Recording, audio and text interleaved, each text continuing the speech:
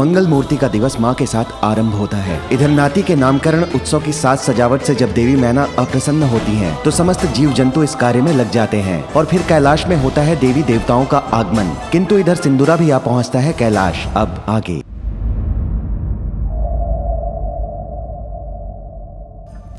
ऋषि भृगु संस्कार आरंभ करें। देवी मैना, अपने नाती को बुलाइए जिससे हम विधि प्रारंभ कर सकें।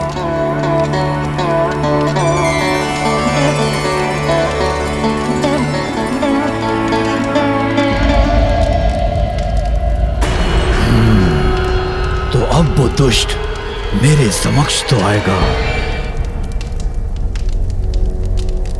ये इतना समय क्यों लग रहा है इस विधि में?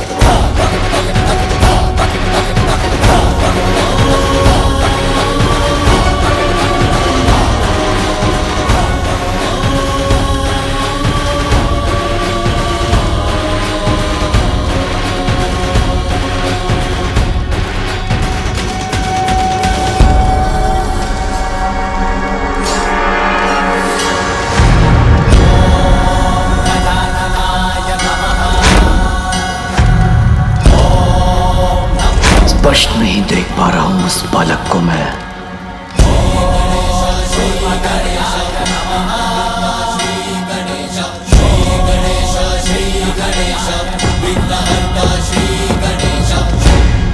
एक बार मेरी दृष्टि तो पड़े इस बालक पर, ये दिखाई तो दे मुझे।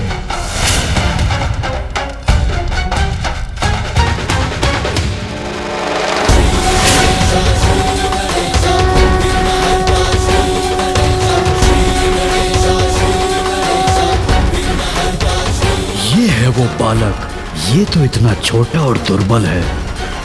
मैं व्यर्थ चिंता कर रहा था।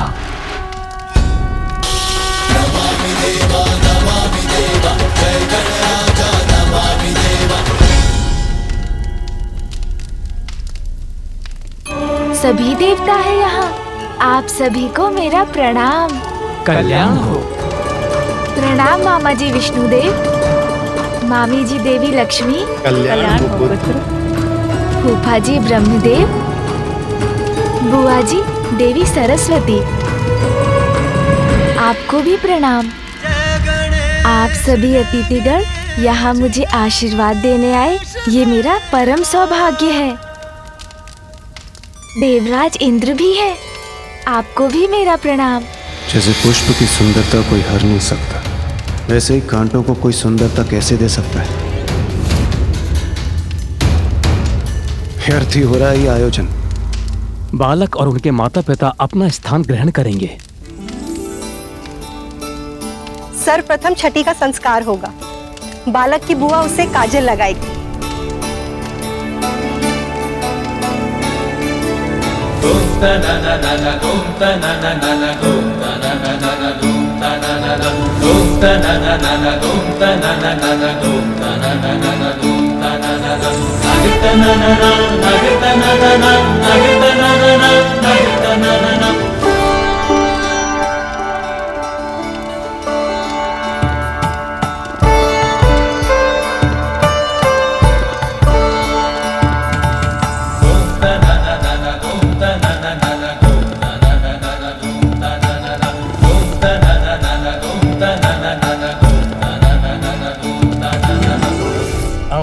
का नामकरण होगा।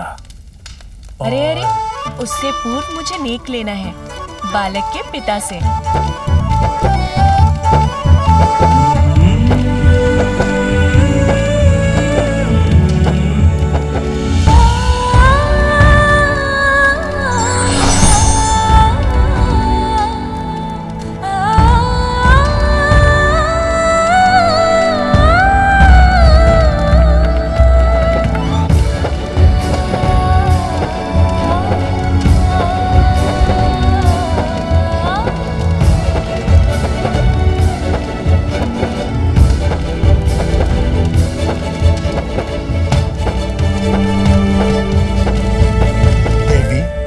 क्या अब हम नामकरण की विधि प्रारंभ कर सकते हैं?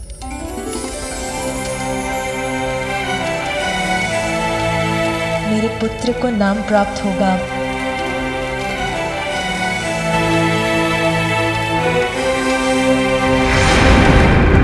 ओम अग्नये स्वाहा, ओम अग्नये स्वाहा, ओम अग्नये स्वाहा, प्रजापतये स्वाहा, ओम प्रजापतये स्वाहा, ओम प्रजापतये स्वाहा, ओम भूरग्नये स्वाहा, ओम भूरग्नये स्वाहा, ओम भूरग्नये स्वाहा। बालक की कुंडली प्रस्तुत की जाए। कुंडली? एक बार किसी प्रकार ये बालक मेरे हाथ लग जाए, फिर मैं अपने प्राणों के संकट से मुक्त हो जाऊंगा।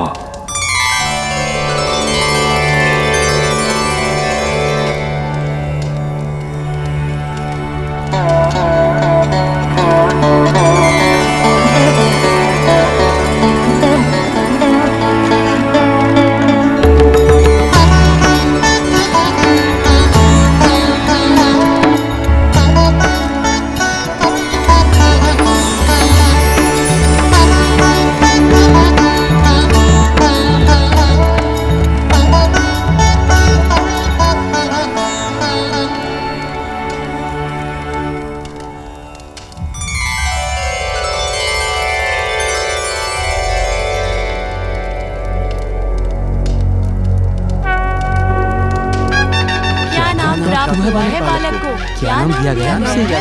अभी पता चल जाएगा पार्वती नंदन का क्या नाम है। हमें बालक के नाम का प्रथम अक्षर प्राप्त हुआ है। अब ब्रह्मदेव वो अक्षर देवी सरस्वती को बताएंगे।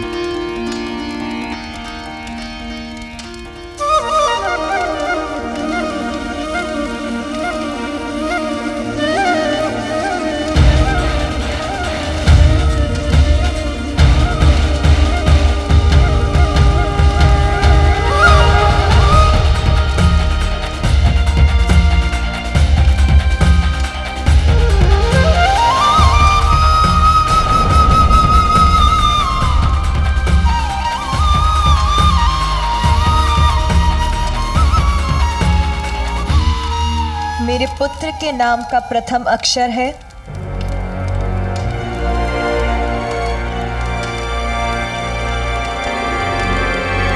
ग। ग ग ग अक्षर है ग। ग निकला है। ग से नाम प्रारंभ होगा।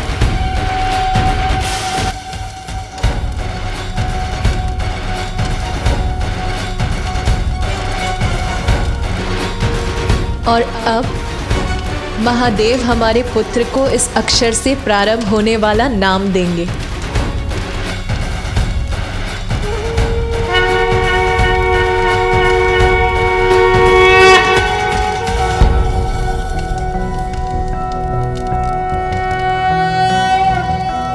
कोसिकतमोऽसि कस्यासि को नामासि यस्य ते नामा मन्महीयं त्वा सोमेनातितृपाम् भूर्भुवस्वः सुप्रजा प्रजाभिः स्यातं सुवीरो वीरः सुपोषपोषः ॐ कोसिकतमोऽस्येषोऽस्यमृतोऽसि आहस्पत्य सत्यं मासं प्रविश गजानन।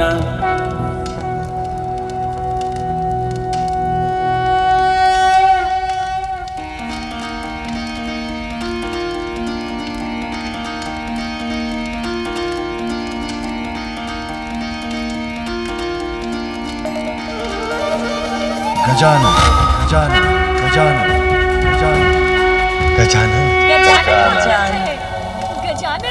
गजानन गजानन गजानन गजानन गजानन गजानन गजानन गजानन गजानन गजानन, तुम गजानन हो पुत्र। गजानन,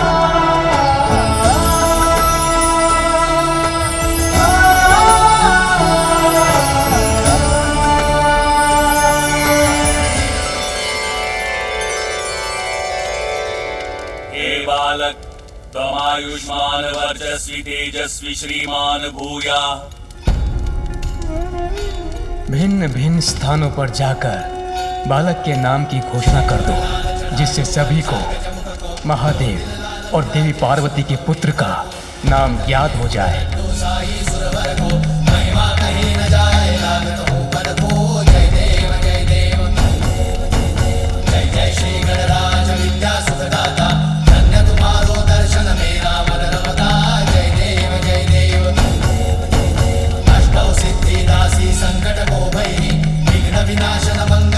आप सबको मेरा प्रणाम।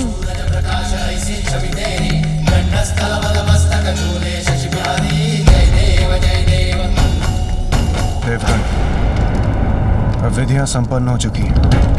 हम देवताओं को यहाँ से प्रस्थान करना चाहिए। अब यहाँ रहकर कोई लाभ नहीं है।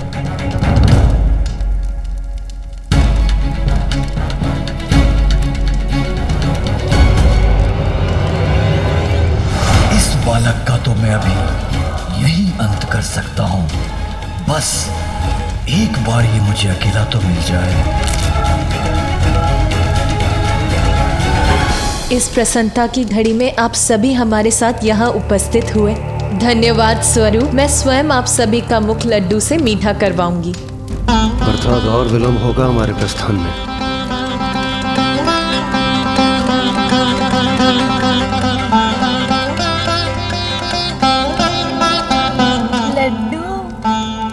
सुंदर नाम मिला है बालक को। हाँ, गजानन तो सुनने में भी कितना अच्छा है। मुख तो अवश्य मीठा होना चाहिए। इतने आनंद की बात जो है, आज है इतने आनंद का अवसर। भूख के कारण मेरा उदर अब ऐसी ध्वनि उत्पन्न कर रहा है। मुझे भोजन चाहिए माँ। माँ किधर गई?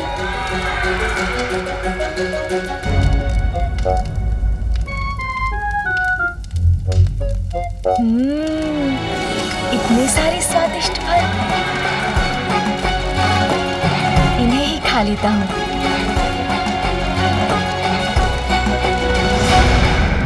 अब ये बालक एकाकी कहाँ जा रहा है?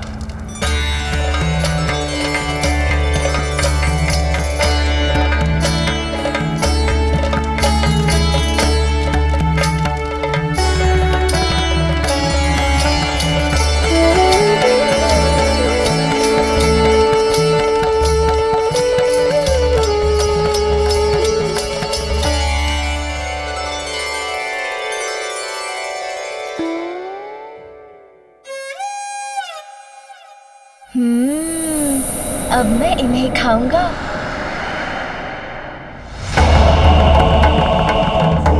अरे, ये किसकी परछाई है?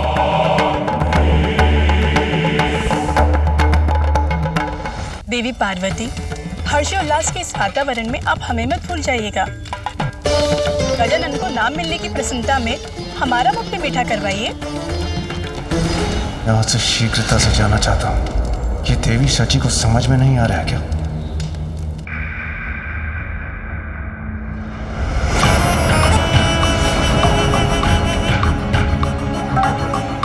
ये कौन है? मुखमंडल सौम्य है, किंतु नेत्र ऐसे हैं जैसे ज्वाला धधक रही हो उनमें। जो भी हैं, विचित्र हैं। विचित्र गजमुख बालक है ये, इसीलिए दुर्बल ही होगा। महादेव और देवी पार्वती का दूसरा पुत्र तुम्हारा काल बनकर प्रकट होगा। तुच्छ बालक से भयभीत होकर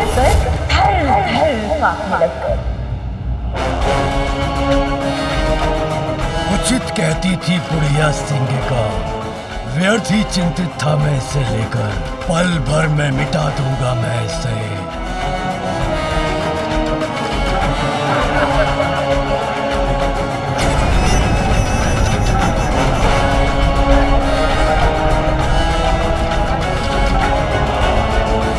एक बार किसी प्रकार ये बालक मेरे हाथ लग जाए, फिर मैं अपने प्राणों के संकट से मुक्त हो जाऊंगा। कौन है आप? और मुझे ऐसा क्यों प्रतीत हो रहा है जैसे आपके मन में अनेकों विचार आकार ले रहे हो मुझे देखकर। तुम्हारी मृत्यु हो मैं, ये तुम्हें अभी ज्ञात हो ही जाएगा, किंतु उसके पूर्व तुम्हें यहाँ से हटाने का उपाय ढूंढना होगा मुझे।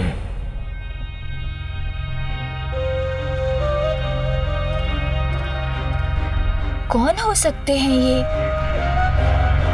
मिल गया मुझे उपाय इस बालक के ध्यान को भटकाने का। ओह, तो आपकी भी दृष्टि इन्हीं फलों पर है। देखिए ना कितने फल है यहाँ, किंतु चुनाव करना कितना कठिन हो रहा है। मेरे मन में बस यही विचार आपस में संघर्ष कर रहे हैं कि मैं लाल फल चुनूं या हरा। अब क्या करना है उसका निर्णय तो लेना ही होगा ना। पर मैं निर्णय ले चुका हूँ मूर्ख बालक, किंतु तुम्हें कुछ भी चुनने की छूट नहीं दूंगा मैं। मेरे आदेश का पालन करोगे और हरा फल उठाओगे। हरा फल।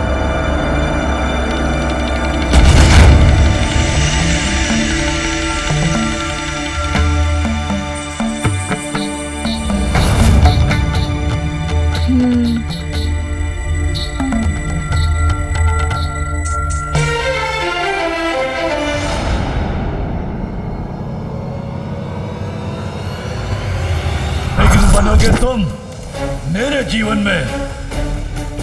नहीं बालक, इसका तो एक ही परिणाम है, मेरे हाथों तुम्हारी मृत्यु। चलो उठाओ हरा फल और चलो मेरे साथ, उठाओ शीघ्र।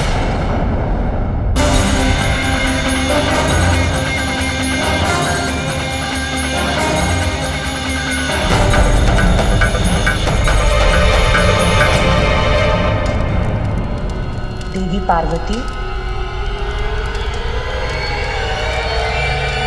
किसका स्वर था ये? किसने पुकारा मुझे? देवी वजनी, शनिदेव।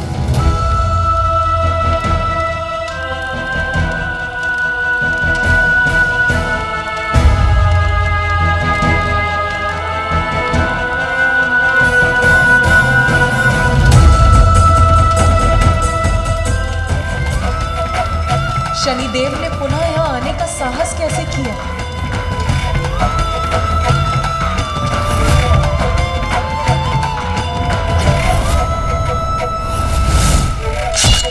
ठहर जाइए, किसी को भी भीतर जाने की अनुमति नहीं है। मुझे मेरा पुत्र पुनः चाहिए। ये शीश मेरे त्रिशूल के प्रहार से भस्म हुआ है और मेरे त्रिशूल से भस्म होकर कोई पुनः जीवित नहीं हो सकता।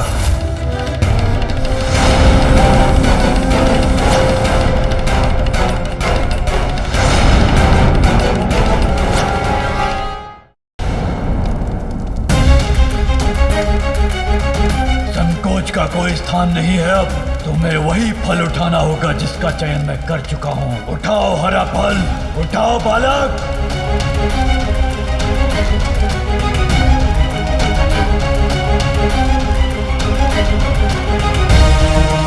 प्रतीत होता है अब ये बालक पूर्णतया मेरे वश में है। अब इसे मैं मृत्यु के मुख तक ले जा सकता हूँ।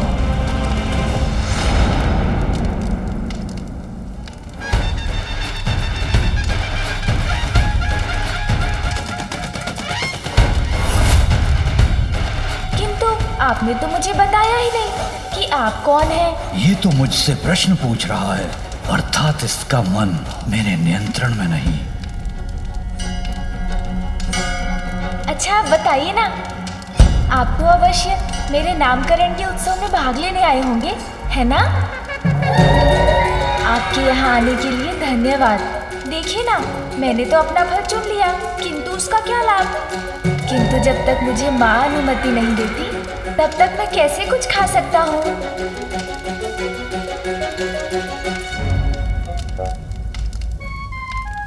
इसे दुर्बल मानकर इसकी शक्ति को कम आंकने की भूल तो नहीं कर बैठा मैं। इस पर तो मेरी सम्मोहक शक्ति का कोई प्रभाव नहीं हो रहा है।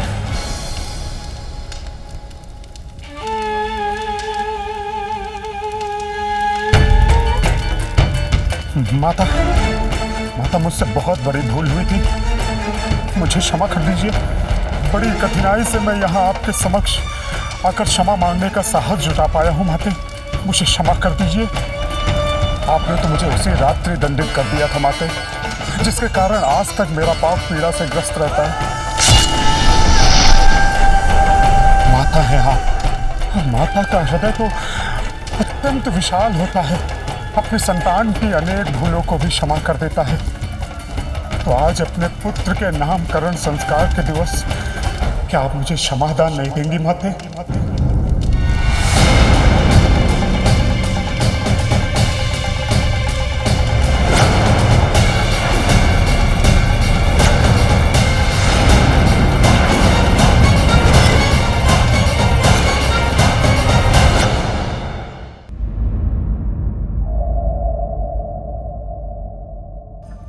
ऋषि भृगु, संस्कार आरंभ करें। देवी मैना, अपने नाती को बुलाइए, जिससे हम विधि प्रारंभ कर सकें।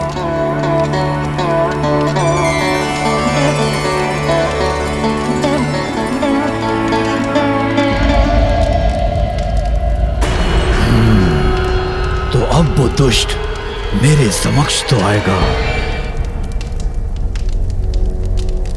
ये इतना समय क्यों लग रहा है इस विधि में?